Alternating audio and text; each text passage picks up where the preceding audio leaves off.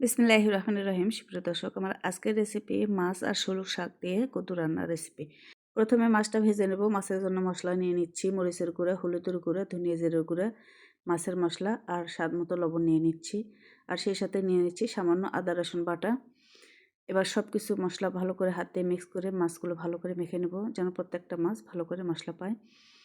এবার আমি ভাজতে চলে যাব। চুলাটা অন করে সয়াবিন তেল নিচ্ছি পরিমাণ করে, আর মাছগুলো দিয়ে দিচ্ছি সবগুলো। একটু সময় নিয়ে উল্টে পাল্টে মাছটা এমন করে ভেজে নেব যেন 70% রান্না হয়, লুকটা এরকম হবে। সেম প্যানে আমি রান্না করব। এক মুঠো পেঁয়াজ দিয়ে দিচ্ছি আর স্বাদ মতো কাঁচামরিচ দিয়ে দিচ্ছি। পেঁয়াজটা একটু ভেজে নেব।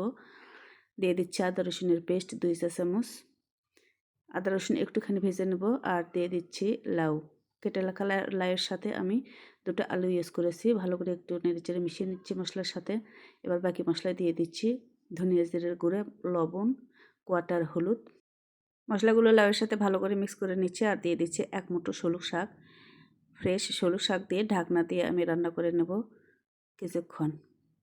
মিডিয়াম টু লো হিটে 5 থেকে 7 মিনিট আমি রান্না করে নিয়েছি। লাউ থেকে অনেকটা পানি ছেড়ে দিয়েছে।